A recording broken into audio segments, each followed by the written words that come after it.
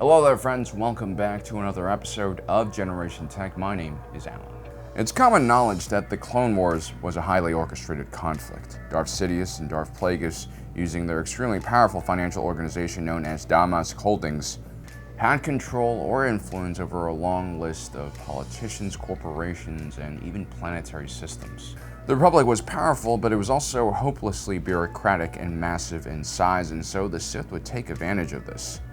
And so they would use their resources to create change in the areas of the galaxy where the Republic had the least amount of presence. That, of course, would be the Outer Rim. For the longest time, a lack of government regulation and control combined with the free trade zone created an environment of almost unlimited corporate growth in these areas. Organizations like the Trade Federation and Techno Union were building endless mining operations, refineries, and factories, and churning out cheap products to undermine their more established core-word competitors. At the same time, in this power vacuum, corporations began to assume positions that were usually reserved for government. They started building infrastructure, providing basic services, and even providing security. And so began the rise of the corporate feudal kingdoms of the Outer Rim. Now, the Sith were able to create a massive amount of chaos in these border regions of the Republic. And so the Separatist movement, which turned into the Confederacy of Independent Systems, actually grew very organically. Plus, the corporate powers were always going to fight the Republic once it reinstated taxation in the Outer Rim. After all, they did all the work of civilizing the Outer Rims. Why should the Republic reap all the benefits from that? These corporations already fielded some of the largest private military forces in the galaxy and had massive control over information and what the local population did in the Outer Rim. Plus, the citizens of the Outer Rim had a lot of legitimate grievances against the elite in the core-word worlds. Many Outer Rim planets paid taxes and tariffs to the Republic, but received very little in return. Some worlds didn't even have representation in the Senate. And so there was always a lot of anti-Republic sentiment in the Outer Rim territories. There just was never enough economic power and industrial might in those regions for them to do anything about it. What was far more artificial, however, was the Republic's military, the clone army of the Republic. The Galactic Republic was an advanced galaxy-wide representative democracy. It had experienced more than 1,000 years of continuous peace since the Rusan Reformation, and now it dominated the galaxy using its regulatory powers and control over trade in the markets rather than through military force. Outside of the local planetary defense forces, which were essentially local militias designed to protect planets from pirates, bandits, and domestic disputes, the galaxy was completely unprepared for a galaxy-wide war. And so what would have happened if the clone army was never artificially created by the Sith? The Confederacy of Independent Systems would still rise in power and there would still be a civil war. How would the Republic respond?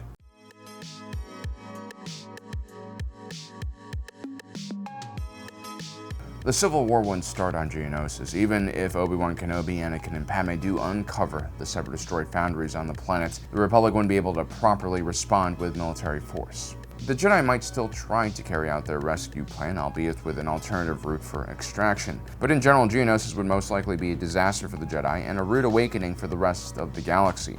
In the original Battle of Geonosis, the clones were victorious and destroyed a good portion of the Separatist droid army right off the bat. In this scenario, however, several millions of Separatist droids would be free to escape the planet of Geonosis and basically conquer nearby planets, and we most likely would see the same Outer Rim territories that fell in the Clone Wars in those early stages of the war fall in this scenario as well. Ryloth would be overwhelmed even quicker, and most likely Cham Syndulla would never get a chance to escape so that he could turn into a revolutionary. Christophsis, which was large and prosperous enough to have its own planetary defense force, would hold out a bit longer, but probably not much longer, because the Separatist fleet under the command of Admiral Trench would blockade the planet, and the Republic would lack a naval force that could rival the Separatist fleet. All the Republic Navy would have available to them would be a few diplomatic and judiciary vessels, plus the Jedi Starfighter Corps. And so in the opening hours of this Civil War, the Confederacy of Independent Systems would quickly spread from Geonosis and occupy most of the Outer Rim worlds, or at least the key Outer Rim worlds, and begin expanding towards the core.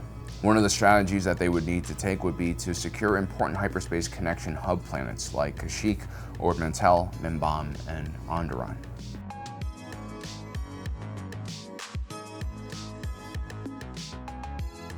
In truth, the Republic has never really maintained a large military force, especially during peacetime. They were more of a mercantile style of society. The elite in the core of the galaxy were always surrounded by their wealth and creations, and they were too busy to see the hungry factions that crowded the peripherals of the Galactic Republic. And so when the Sith Empire invaded for the first time, the Republic was slowed to act. The same thing happened when the Mandalorians attacked the Republic, and even when the Yuzhang Vong began destroying entire planets on their way to the core, the Republic was really slow to react. But despite being on the back foot initially, the Republic would defeat the Sith Empire several times. They would also defeat the Mandalorians several times, and even when the Yuzhang Vong came, they would eventually drive them back. Which leads us to two unfortunate truths that the Separatist Alliance will have to deal with. One is that the galaxy is a massive place. Even with 5 or 10 million battle droids, the Separatists would barely have enough troops to place more than a dozen on each planet underneath their control if they took over the entire galaxy. And so you can't really occupy the entire galaxy and rule it through force. You need to create mutually beneficial economic and political agreements. I know that's going to trigger a lot of those, pro-authoritarian trolls on YouTube, but hey, it's the truth. We often criticize the Republic during this period for its lack of a federal military force. But the real reason behind this choice was less ideological and more pragmatic. Trying to secure the entire galaxy had always been a hopeless mission.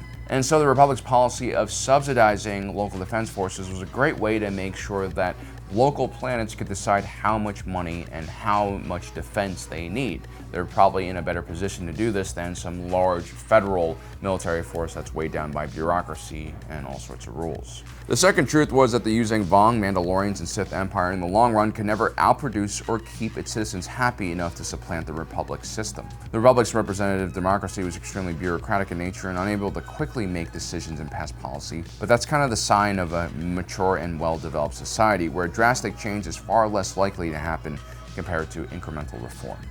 More importantly, the checks and balances created by the Republic system meant that unilateral decisions were pretty rare. Having a Sith Emperor suck up all the life force from a planet for his own selfish gain is something that could only happen in some top-down hierarchy, like in a dictatorship.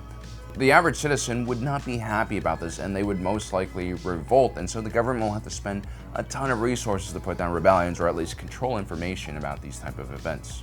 The Republic, on the other hand, is able to fully utilize its human capital in a way that these other factions could never do.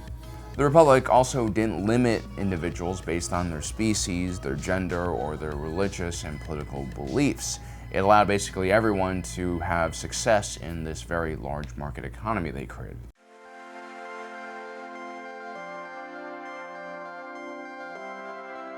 So it really didn't matter all that much that the Separatist Alliance had a massive droid army. The more territory it took over, the more angry occupied civilians it had to deal with. I mean, sure, in the Separatist core worlds, you had probably a lot of pro-Separatists who truly hated the Republic, and so you wouldn't need to station as many troops on these worlds. But for anyone who's played Total War, you know that taking over a new settlement is a lot more than just breaking down the enemy's gates and crushing their defenders. The occupiers have to deal with unrest, damage from the battle itself, and cultural and religious differences they might have with the local population. And so the Republic would use their massive territory to weigh down and stop the Separatist advance towards the core.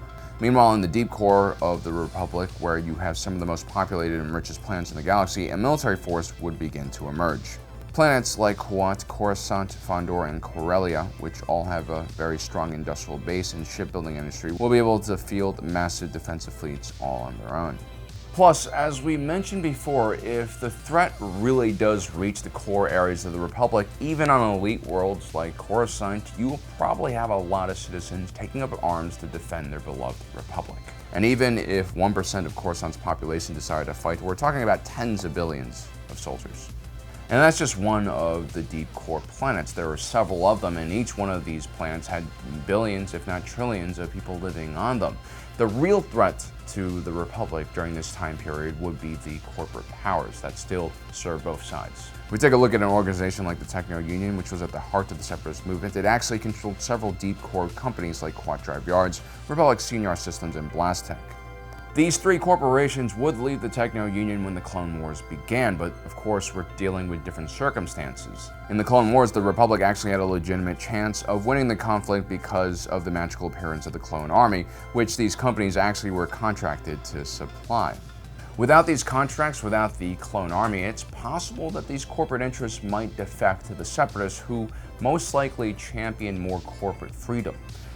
This would create a huge problem for the Republic, which is trying to ramp up their military production at this time. One thing is sure, once the Separatist droid armies reach the core worlds, the Republic would not go down without a fight. But for the Confederacy to win more than just tactical victories, it must prove that its Separatist parliament and president were a viable alternative to the Republic's. The galaxy was a massive place, and it was a struggle for any government organizations to truly bring stability and control to it. So there you have it, guys. Even without the clone army, it'd be very difficult to take over the Republic with hostile force, which is why Darth Sidious's plan is actually quite brilliant. The only way a Republic can fall is by voting in an authoritarian. Well, guys, I hope you enjoyed today's episode. Don't forget to subscribe and hit that notification button down below so you don't miss out on the rest of our awesome content. As usual, my name is Alan, reminding you that my allegiance is to the Republic, to democracy.